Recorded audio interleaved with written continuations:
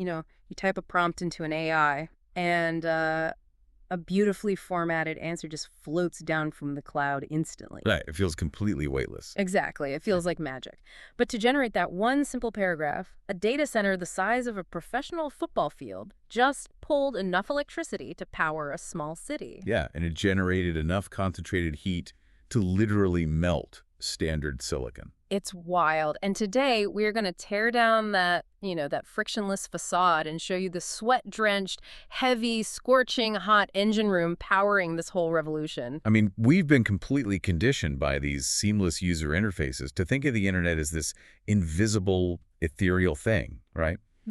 But the physical reality of artificial intelligence is, well, it's the most resource-intensive industrial build-out in human history. It really is. Right.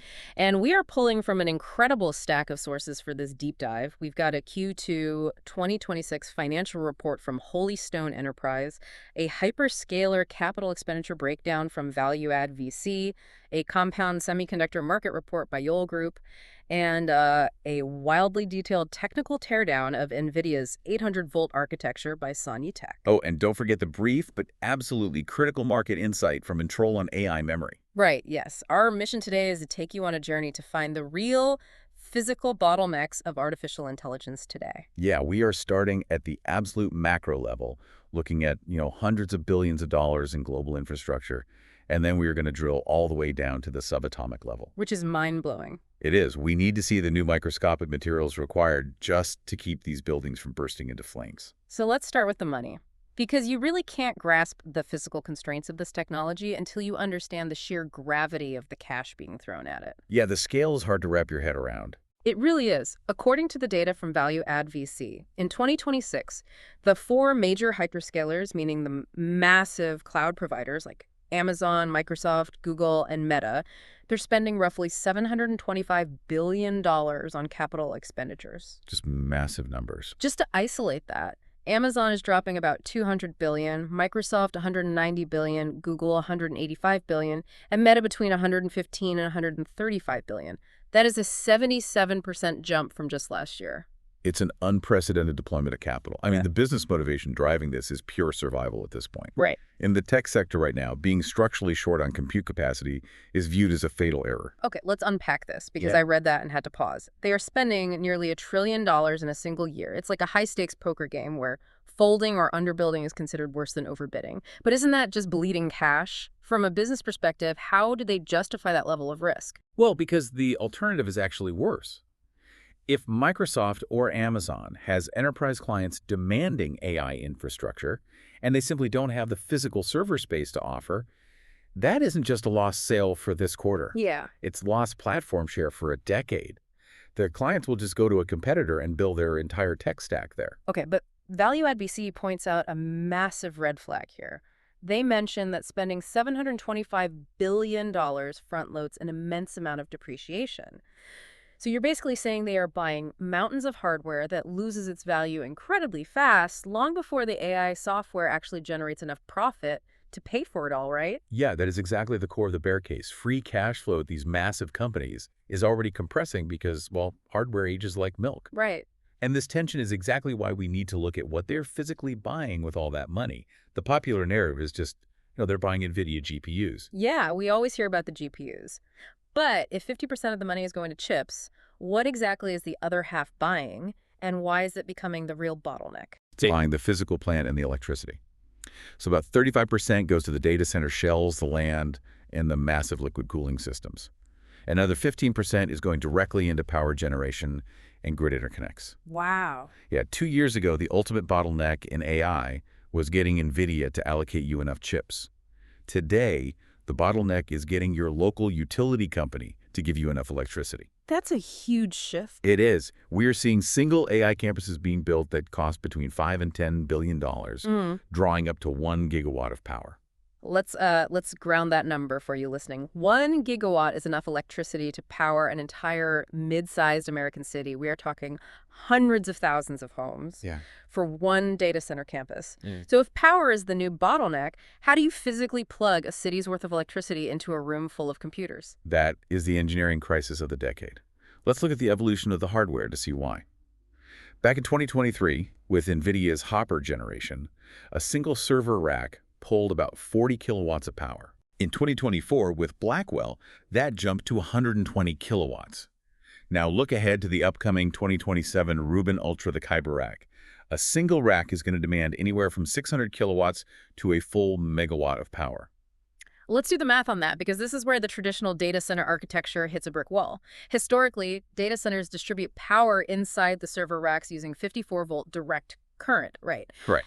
So if you try to push 1 million watts of power using a 54-volt system, you divide 1 million by 54 and you get over 18,500 amps of current. Trying to push 1 megawatt through a 54-volt system is like trying to force a raging river through a garden hose. The friction alone is a nightmare. Exactly. The electrical resistance would generate so much heat it would just be unmanageable. Sanyi Tech calculates that to handle 18,500 amps safely, the copper bus bars alone, the thick strips of metal routing the power, they would weigh 200 kilograms per single rack. Oh my gosh, if you built a 1 gigawatt campus with that architecture, you'd need 200 tons of copper just for the power routing. And that's before we even talk about the space. Right. The power shelves required to manage that 54-volt system would take up 64 rack units of space. You would literally be building massive metal cabinets full of power converters, leaving almost no physical room for the actual AI computers you just spent billions of dollars to buy. So the 54-volt standard is effectively dead. It has to be. Here's where it gets really interesting. How do they solve this without just building absurdly thick cables? The Sanyi Tech report says the entire industry is pivoting to 800-volt high-voltage direct current, or HVDC. Yes. But how does raising the voltage solve the problem? Doesn't pumping 800 volts into a rack just make it wildly dangerous? Well, it changes the relationship between voltage and current. Think of electricity like water in a pipe. Voltage is the water pressure, and current is the sheer volume of water flowing through. Okay. If you dramatically increase the pressure of the voltage, you need far less volume to deliver the exact same amount of total energy. By raising the voltage to 800 volts, you proportionally drop the current to roughly 1/15 of what it was at 54 volts. Ah, so less current means less electrical friction, which means you don't need a pipe the size of a water main anymore. Exactly. Yeah. You reduce the required copper by 25%, but it gets better. In a traditional data center, electricity goes through multiple highly inefficient translations. You step down the grid voltage, run it through an AC to DC to AC uninterruptible power supply, then to a distribution unit, then to the server. Right. Every single translation bleeds energy as heat. Yeah, the older architecture maxes out at maybe 83 to 87% efficiency. When you are dealing with a gigawatt, losing over 10% of a city's worth of power just in translation is a massive financial and environmental waste. Huge waste. Yeah. But with 800-volt HVDC, you take the grid power, convert it once in 800 volts DC at the facility level, and run this straight to the rack. You eliminate those intermediate stages completely. Yeah. End-to-end efficiency jumps to over 92%. And the Open Compute project just released the Diablo 400 standard to manage this, using disaggregated sidecar power units. They sit next to the compute racks, which frees up 35% more space for the actual AI accelerators. You know, what absolutely fascinated me in the Sanyi Tech deep dive was realizing this 800-volt data center revolution didn't just appear out of nowhere. It is entirely piggybacking on the electric vehicle industry. Oh, absolutely. Yeah. Companies like Porsche and Hyundai spent the last 5 years perfecting 800-volt systems to make fast-charging EVs possible. They paid the R&D costs, they matured the mass production lines, and now the AI hyperscalers are essentially scooping up that exact same supply chain to power their servers. It's a phenomenal cross-industry synergy. Yeah. But bringing 800 volts of direct current right into the server rack introduces a terrifying new obstacle. Yeah. You cannot just pump 800 volts into a delicate computer chip. Right. It would vaporize instantly. So we've solved the cable thickness problem by cranking the power up. But how on earth are they stepping that massive voltage down to the 12 volts or less that a motherboard actually uses, right there inside a tiny rack space, without melting everything? That requires a total materials revolution at the microscopic level. Yeah. According to the Yole Group report, this is why the compound semiconductor market is exploding. It's set to hit $5.2 billion by 2031. Okay, because standard silicon just can't handle it. Exactly. First-generation semiconductors, which is your standard silicon, are physically incapable of handling these voltages efficiently. They leak current and fail under extreme heat. So the industry is shifting to third-generation wide bandgap semiconductors, specifically silicon carbide and gallium nitride. I saw those in the report, but honestly, my eyes glazed over a bit at the chemistry. We've used standard silicon to run the digital age for decades. Why can't we just engineer thicker silicon to handle the 800 volts? What does wide band gap actually mean for someone who isn't a material scientist? Think of a semiconductor as a bouncer at a nightclub, controlling the flow of electrons. In a normal silicon chip, the band gap, the amount of energy an electron needs to jump from resting to conducting, is relatively small. At normal temperatures, that bouncer works fine. Right. But when you hit it with 800 volts and massive heat, the bouncer gets overwhelmed. Electrons jump the gap when they aren't supposed to, the chip leaks current, and you get a thermal runaway that destroys the component. The bouncer loses control of the door. Yes. Wide bandgap materials like silicon carbide or SUNIC and gallium nitride or GaN have an atomic structure where electrons require significantly more energy to jump that gap. They're much stronger bouncers. Okay, that makes sense. Yeah, silicon carbide is incredibly robust, so it's used for the massive facility-level rectifiers that step the grid power down to 800 volts. Gallium nitride, meanwhile, is used inside the rack itself because it can switch on and off at astronomically high frequencies without breaking down. So what does this all mean? How exactly do you step 800 volts down to 12 volts without the whole thing bursting into flames? Because this brings us to the absolute marvel of modern power engineering in this stack of research. The 64-to-1 LLC resonant converter. Yeah, this is the device sitting inside the rack, tasked with taking an 800-volt flow of electricity and stepping it down 64 times to about 12 volts for the motherboard. And they are doing it in a device the size of a smartphone, right? Yes. What's fascinating here is that companies are shrinking 12-kilowatt converters to the size of a smartphone just to manage the thermal density. They achieve this using a technique called zero-voltage switching, or ZVS. In older power supplies, every time a transistor switches on or off to step down power, there is a tiny moment of electrical friction, which creates heat. Right. When you switch millions of times a second at megawatt scales, that friction will literally melt the metal. Whoa, okay, hold on. A 64-to-1 converter switching millions of times a second. Let's break down how zero-voltage switching actually fixes that friction, because stepping down industrial power in the space of a few inches sounds like a bomb waiting to go off. Imagine pushing someone on a swing. If you try to push them while they are rushing towards you at full speed, there is a massive painful impact that's your switching loss in heat. Oh, ouch. Yeah. But an LLC resonance circuit uses an inductor and a capacitor to create a natural oscillating electrical wave. It times the gallium nitride transistors perfectly, so they only push the electricity at the exact millisecond the voltage crosses zero. Like pushing the swing only when it reaches the absolute peak of its arc, where it stops for a microsecond before coming back down. Zero impact. Exactly. No voltage across the switch means no friction. No friction means almost no heat. That is the only physical way you can shrink a 12-kilowatt power converter down to the size of a phone. That is incredible. And while we are talking about new materials, Yole Group also highlights indium phosphide, which is growing at over 18% a year. Because once you have the power flowing, you have to move the data. Copper wires literally cannot transmit the data fast enough between these massive AI chips without signal degradation. So they use lasers. Yes, they are shifting to high-speed optical transceivers, using light instead of electricity to talk between chips, and indium phosphide is the foundational material making those lasers possible. We are watching a complete overhaul of the periodic table in computing. Wow. So we've got the power safely to the motherboard using gallium nitride, and the chips are talking via indium phosphide lasers. But the motherboard itself is under absolute siege from the shifting electrical currents. This brings in the data from Holystone Enterprise. They manufacture passive components, specifically multi-layer ceramic capacitors, or MLCCs. Yeah, it sounds incredibly mundane, but Holystone noted their AI application ratio skyrocketed from 8% to 2023 to 27% in early 2026. The specifications for what these servers need are changing drastically. They highlighted a massive shift from DC to AC MLCCs, specifically citing like a 1,000-volt capacitor required for the new NVIDIA GB200 and GB300 systems. A capacitor essentially stores a tiny bit of electrical charge.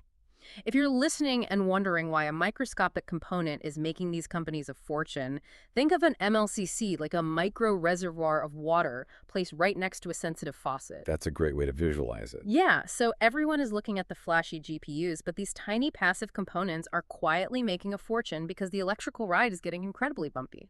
If the main water line suddenly drops in pressure or spikes violently, that micro reservoir empties or fills instantly to keep the water flowing out of the faucet perfectly steady. And in an AI server, That main waterline is violently unpredictable. The Sanya report noted a phenomenon known as the power pulse. AI workloads are highly synchronized. Millions of GPU cores can suddenly trigger at the exact same millisecond, causing the power utilization of an entire server cluster to jump from 30% to 100% instantaneously. Which would normally brown out the local electrical grid. Without a doubt. So these thousands of microscopic capacitors act as the very first line of defense. They are high-voltage micro-reservoirs that absorb that instantaneous spike and deliver the power locally before the facility's larger battery backups even have time to register the demand. That's fascinating. Furthermore, Holy Stone notes that physical AI, meaning advanced robotics powered by these systems, requires high-temperature materials. We're talking X8 capacitors rated up to 150 degrees Celsius. 150 degrees Celsius is way past the boiling point of water. The ambient operating temperature of our future technology is fundamentally hostile to human life. It really is. So we have the power, we have the advanced cooling, we have the micro reservoirs, but there is one final brutal choke point we have to cover, and that is the intro report on AI memory. Yeah, this is perhaps the most fragile part of the entire trillion-dollar ecosystem. The intro data reveals that memory is AI's most critical bottleneck, and a staggering 95% of the AI memory market is controlled by an oligopoly of just 3 companies. Wait, really? I think people assume the processor, the GPU itself, does all the heavy lifting. Why is memory suddenly the ultimate bottleneck? Because of something called the memory wall. The processors have become so absurdly fast at doing math that they spend the vast majority of their time just sitting idle, waiting for data to be fetched from the memory chips. Oh, wow. Imagine having the world's fastest sports car, but you have to drive it on a one-lane dirt road to get gas. The speed of the car doesn't matter anymore. So how are they trying to widen that dirt road? With high bandwidth memory, or HBM, instead of placing memory chips next to the processor on the board, they literally stack the memory chips on top of each other, like a high-rise building, right next to the processing core. They drill microscopic holes vertically through the chips, called through-silicon vias, and thread thousands of microscopic wires through them to connect the stack. Drilling microscopic holes through a stack of silicon high-rises sounds incredibly prone to manufacturing errors. It is fiercely difficult to manufacture, and it traps heat inside the stack. That is why only 3 companies in the world can do it reliably at scale. If we connect this to the bigger picture, these tiny components are the ultimate gatekeepers. Yeah. You could be a hyperscaler with a $200 billion budget. You could build a 1-gigawatt campus. You could perfect the 800-volt gallium nitride power delivery. But if the microscopic capacitors can't handle the thermal load, or if you cannot get an allocation of high-bandwidth memory from one of those 3 suppliers, your billion-dollar 1-megawatt rack is completely useless. It is a paperweight. Man, it is a phenomenal reality check. If you take away anything from this deep dive, let it be this. The next time you pull out your phone, open an app, and ask an AI a question, remember the sheer physical violence required to deliver that answer to you. Behind that clean, minimalist interface is a massive, incredibly hot, power-hungry industrial complex. Its progress isn't just limited by the cleverness of software engineers writing code. It is constrained by the brutal laws of physics, the limits of atomic bonds and material science, and a highly fragile global supply chain of microscopic components. And that reality leaves us with one final thought to ponder. We are seeing hyperscalers now signing power purchase agreements to resurrect literal nuclear power plants just to feed these 1-megawatt AI racks. Yeah, we've seen those headlines. What happens when the physical electrical grid can simply no longer support the virtual world's ambitions? Are we heading toward a near future where the ceiling on artificial intelligence isn't determined by human ingenuity or algorithms, but simply by our civilization's physical limit to generate and distribute electricity? Are we going to have to choose between keeping the lights on in our cities or keeping the AI engine room running? It's something you definitely need to think about. That is our deep dive for today. Keep questioning the magic tricks, and we'll see you next time.